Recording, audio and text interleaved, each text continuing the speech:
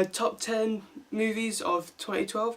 I'm just gonna say now, I haven't seen all the movies. I only watched the movies that I had interest in seeing. So I haven't went to see all these like Academy Award winning ones like Life of Pi and other ones like that. They really didn't actually interest me.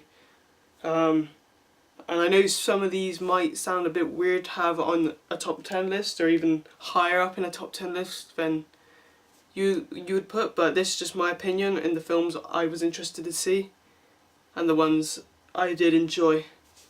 So let's get started. At number 10, Ted.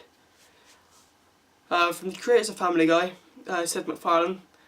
They did a fantastic job in this film. It was funny. It stars, what's his name? I forgot his name. Mark Wahlberg, and Mila Kunis, who is Meg in Family Guy.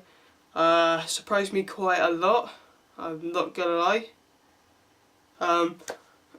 But the film is fantastic, it's funny, and it's pretty much about a teddy bear that comes to life and is Mark Wahlberg's character's best friend. And they end up becoming best friends, and yeah. It's not a film to be taken seriously. I mean, come on, it's a teddy bear that comes to life. Okay, at number 9 is Wrath of the Titans, the sequel to Clash of the Titans. Why is this on my list, you ask? Because I don't care what anyone says, I found Wrath of the Titans rather good. Not good enough to be up there with the top movies on my list, but definitely earned itself a worthy spot in the top 10. Fantastic special effects. Sam Worthington played Perseus once again. Although Wrath of the Titans is not as good as Clash of the Titans, it's a very entertaining film. I like mythology. I like mythological creatures. So I went to see Wrath of the Titans, and it was a good action film. It had mythology, it had great special effects, it had alright acting, it was an alright script. So at number 8, and this was a film I was not actually interested in seeing, and that is Rock of Ages. Tom Cruise, that's really all I can remember who's in there. And it's basically a musical to all like the 80s rock music. And for some reason I found it strangely entertaining. I watched it all the way through and I decided it was a very good film, and it is a very well put together film, because you know you got these musicals that just add in random songs just for the fun of it. This one actually makes sense of the songs they choose, and I thought it was very well put together. At number 7, and please do not stab me for this, and it's The Expendables 2. I thought it was a good action film. Take away the fact that all of them are old and look like they're close enough to be in a coffin or a furnace. They do make a very good action film. They do not make a very good script. That is the fault of Sylvester Stallone. Did he write? No, he did. I don't think he wrote that one actually. Actually, he might have done it. I can't remember if he wrote it, but whoever wrote it did not do a very good job at the script. At number 6, The Amazing Spider-Man. Spider-Man played by Andrew Garfield and Gwen Stacy by Emma Stone. It's a great reboot for the Spider-Man series. I did prefer this one to Sam Raimi's, because I don't know, it just seemed a lot better, more realistic. Being bitten by a spider, you're not going to be able to randomly just spit webs.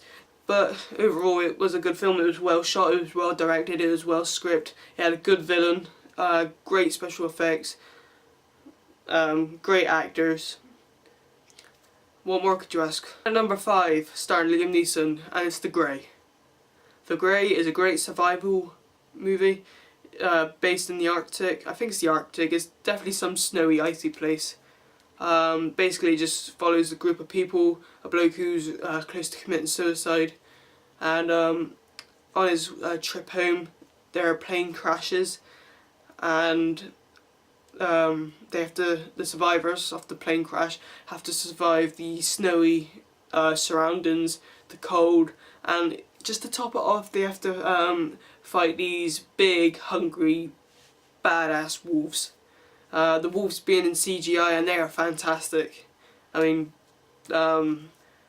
they just really do look good, so very well done to the special makeup effects on that one.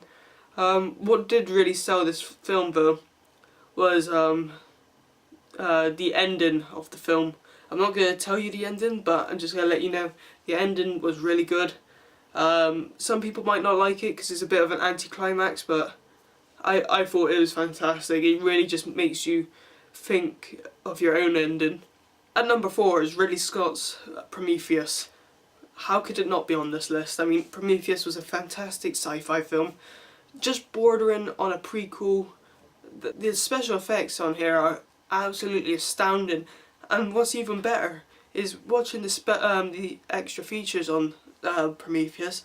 You would be surprised how much is actually not CGI, how much is practical. So Ridley Scott, you know how to make a great film. At 3, it's the conclusion to The Dark Knight. It's The Dark Knight Rises. Christopher Nolan directs this film, as he did with the other two. Christian Bale, Tom Hardy, Michael Caine, Gary Oldman, all the original. Well, Tom Hardy was not one of the originals, but he does a fantastic job at playing Bane. Christian Bale nails Batman character. It's just such an epic conclusion to the Batman trilogy by Nolan, and I'm glad they didn't do them 2 parts like Harry Potter. And then at number 2, Marvel's Avengers. The Avengers is all the Marvel characters: Iron Man, Hulk, Captain America, Thor, Hawkeye and Black Widow, Nick Fury, all into one, and they make a good action film, or action superhero movie. That's it, superhero. I remembered it. Why does it make a good superhero movie? Because they put it all into one. I mean, and it takes a while for the Avengers to finally come together and work as a team and not going against each other. But when they do start working together, they do it to good, and the special effects are fantastic. The script is fantastic. The picture of it is just fantastic. The scope is fantastic. The film is just fantastic. That is why it's on number 2. Now, number 1, a movie of 2012. It had to be. I watched this a couple of days ago, and it straight away made the best film. Thank God they made it good. Thank God for Sam Mendes. And right now you already know what it is, and that is James Bond, Skyfall. Fantastic film. It's about time they did another one like Casino Royale. Quantum of Solace was not as good. It was bordering on. It was a good action film, but to judging of James Bond, it was not good. I mean, it was missing so much. But Skyfall gives you everything. It gives you Q. It gives you everything from the original. The scope of this film is fantastic. The script, thank God for it, is good. The acting is brilliant. They had an excellent flipping villain. I mean, God, it's so cool. And it had one of the best explosions near the end. Yeah, that's my top 10 films of this year. Thanks for watching. Subscribe to Unboxing the Unboxable down here. He does some great videos. He does unboxings. They're very entertaining. Go and check him out. And that's it from me. So thanks. I'll see you in a bit. Cheers.